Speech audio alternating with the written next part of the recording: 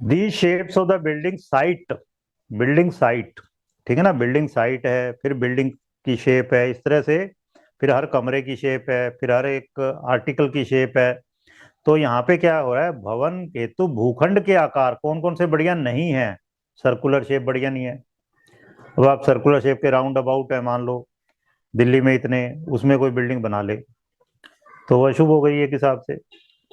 फिर triangular shape का, अब ट्रेंगुलर शेप का भूखंड था इसका, जो संसद भवन बनाई गई उसके दो पार्ट कर दें तो ट्रेंगुलर हो जाते हैं, दो ट्रेंगुलर, लेकिन दोनों मिला दो तो बर्फी जैसी शेप हो जाती है, डायमंड शेप।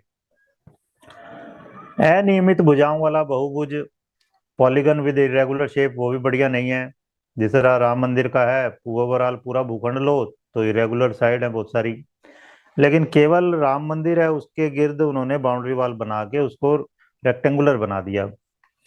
फिर वज्रायुद्ध, वज्र आयुध, आकाश में जब आकाशीय बिजली चमकती है तो पतली सी लकीर बन जाती है ना, एक सांप सी की लकीर बन जाती है, बीच से पतला होता है जो सिरों पे मोटा होता है, तो ये भी बढ़िया नहीं माना गया। फिर कछुए की पीठ की तरह सिरों पर गोलाई वाला भूखंड, वो भी अच्छा नहीं माना। जो सेंटर में ऊपर उठा हुआ है वो भी ठीक नहीं माना। ये देखो ये वज्रायुद्ध है, वज्र ऐसा माना गया, वज्र, इधर चोंच निकली होती थी दोनों तरफ, यहाँ बीच में से पकड़ता था वो, और इधर शत्रु है मान लो उसको घोंप दिया इधर से, इधर शत्रु है उसको इधर से, तो इस तरह से होता था ये वज्र।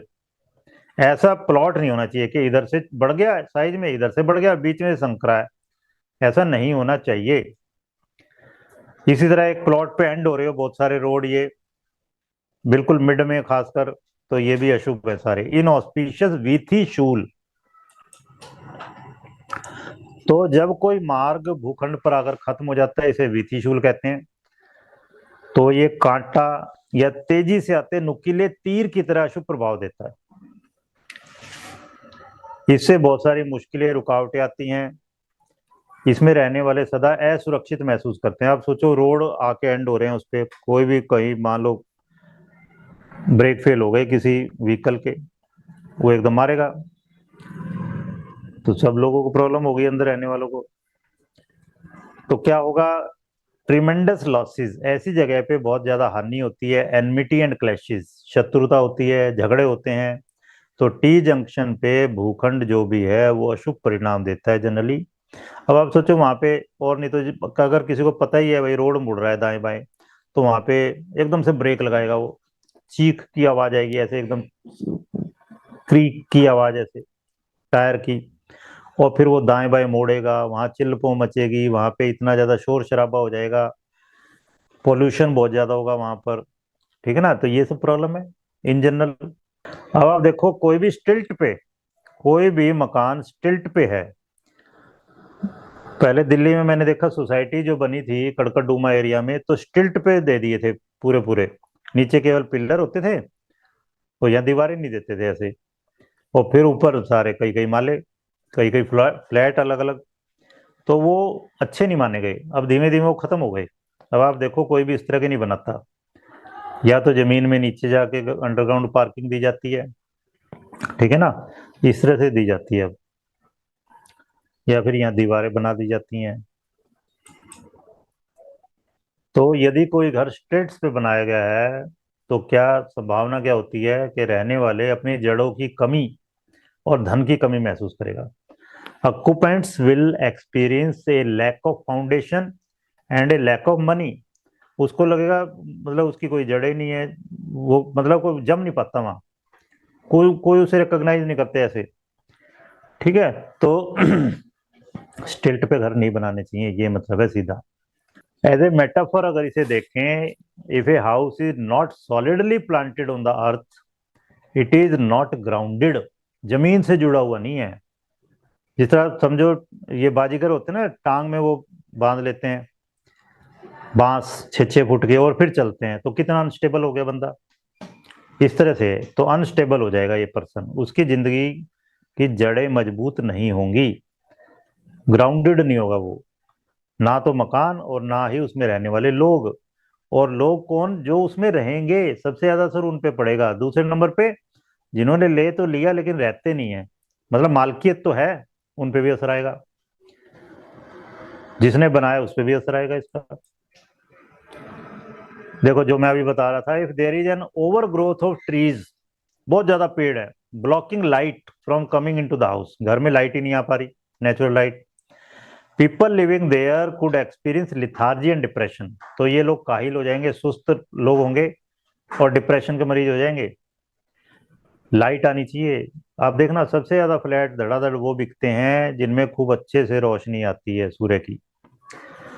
सॉल्यूशन क्या है? ट्रिम द ट्रीज, इसको काट छाट करो इन पेड़ों की, ठीक है। और कोशिश करनी है पेड़ दूर रोपने हैं घर से, घर के चारों तरफ एयर एनवेलप होना चाहिए, मतलब हवा आराम से सर्कुलेट करे घर के इर्द गिर्द, आराम से धूप आए, लाइट आए। फिर बिजी स्ट्रीट में अगर आपका घर है, चिल्पो मची हुई है, गाड़ियां आ रही जा रही हैं, the constant sound of traffic can cause anxiety, लगातार जो इतनी आवाजें आती रहती हैं ट्रैफिक की, उससे दुश्चिंता होती है। प्लांटिंग ट्रीज, या अब क्या करें, इसको कुछ हद तक पेड़ लगा सकते हैं यहाँ पे, मतलब घर के सामने या बाउंड्री वॉल है उसके साथ साथ मान लो आप अशोक के पेड़ लगा दो, ठीक है ना, इस तरह से। और इतने तरह के पेड़ हैं, शीरीष है, ओके, इस तरह कई सारे पेड़ ऐसे हैं जो लगाए जा सकते हैं, लेकिन घर से थोड़ा दूर, लेकिन डायरेक्ट ये ट्रैफिक ना दिखे। प्लांटिंग ट्रीज और श्रबरी, श्रब्स, झाड़ियां, एज ए बफर, ठीक है, जिस तरह मधुमालती की बेल है वो लगा सकते हो, ट्रम्पेट वाइन है वो लगा सकते हो। और installing double pane glass windows, या फिर अब जो विंडो के ग्लास है डबल डबल होने चाहिए, जिस तरह जो ज्यादातर लोग एयरपोर्ट के करीब रहते हैं वहाँ आवाज बहुत होती है, तो डबल पेन ग्लास लगाए जाते हैं जिससे कि नॉइस ब्लॉक हो सके। और क्या है, देखो अब जो पूछ रहे थे आप, मूविंग में be an even wiser one, निकल जाओ वहां से, वो ज्यादा समझदारी का काम है। कई जगह की सिचुएशन इतनी बिगड़ी हुई है, कितना ही मत्थापच्ची कर लो, कोर्ट केस डाल लो, कंप्लेंट कर लो, कुछ नहीं होता। मतलब होता भी है तो इतना लेट होगा कि आपकी जिंदगी के 20-30 साल निकल लेंगे, जो प्रेशियस टाइम है उससे ज्यादा अच्छा है कई बार वहां से निकल लो। इन ए हाउस, अब देखो इस तरह का मकान है कि पीछे की तरफ वाटर बॉडी है, इसमें बैक की तरफ, इधर इधर तो दरवाजा हो गया, पीछे की तरफ मान लो ढलान है या वाटर बॉडी है तो वो बहुत अशुभ है, ठीक है ना। ऐसे लोगों का क्या है, नो बैकिंग, उनकी पीठ पे किसी का हाथ नहीं रहता, मजबूत नहीं होती पीठ, उनको सपोर्ट करने वाला सिस्टम नहीं होता कुछ भी, पुअर फाइनेंसिस, पैसे की तंगी रहेगी। हाई टेंशन वायर, ये भी बहुत अशुभ मानी जाती हैं। हाई टेंशन वायर के पास में, हाई टेंशन लाइन है जो पास में कोई मकान नहीं लेना चाहिए।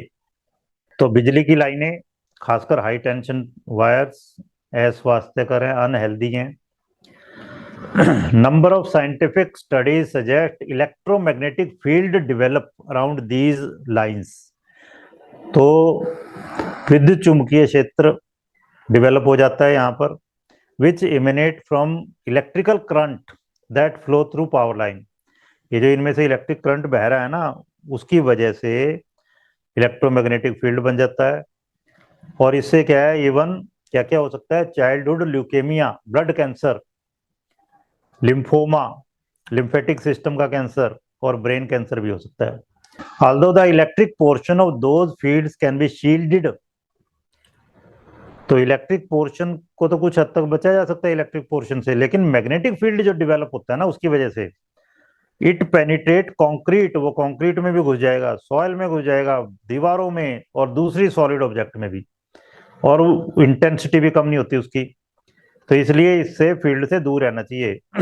अभी मैं दुबई में गया तो वहाँ हाई टेंशन वायर 3-3 4-4 मतलब लगातार इकट्ठी चल रही हैं, पोल, 4-4 पोल इकट्ठे चल रहे हैं, वहां तो इलेक्ट्रिक कंजम्पशन बहुत ज्यादा है, पूरी रात जगमगाती रहती है पूरी दुबई।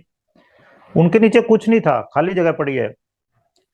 और ये हमारे यहाँ भी रूल तो बने हुए हैं, रूल तो यही कहते हैं उनके नीचे कुछ नहीं होना चाहिए, कोई मकान बनाने की अनुमति नहीं होनी चाहिए, लेकिन लोग बना रहे हैं धड़ल्ले से, तो फिर प्रॉब्लम होती है।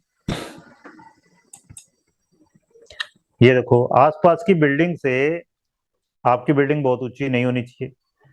अब लोग बड़े खुश हो रहे हैं, ये ट्विन टावर देखो, इसमें हवाई जहाज क्यों घुस पाया? क्योंकि आसपास की बिल्डिंग थी नहीं रोकने के लिए, तो ये बिल्डिंग धराशायी हो गई। और लोग बुर्ज दुबई बना के सबसे ऊंची बिल्डिंग खुश हो रहे हैं जी। आसपास की बिल्डिंग से आपकी बिल्डिंग बहुत ऊंची या बहुत नीची नहीं होनी चाहिए, एक जैसी ही होनी चाहिए, लगभग 2-4 माले ऊपर नीचे होने में कोई दिक्कत नहीं है। ये देखो ये बहुत छोटी बिल्डिंग है, ये बहुत ऊंची ऊंची हो गई है, तो ये इसमें सप्रेसिव इफेक्ट रहेगा। ये लोग दबे कुचले रहेंगे एक किस्म से। साइकोलॉजी खुद की इनकी ऐसी हो जाती है। और नीचे रह गया जी ये। तो आसपास एक जैसी लगभग होनी चाहिए बिल्डिंग, इसी तरह प्लॉट भी एक जैसे होने चाहिए।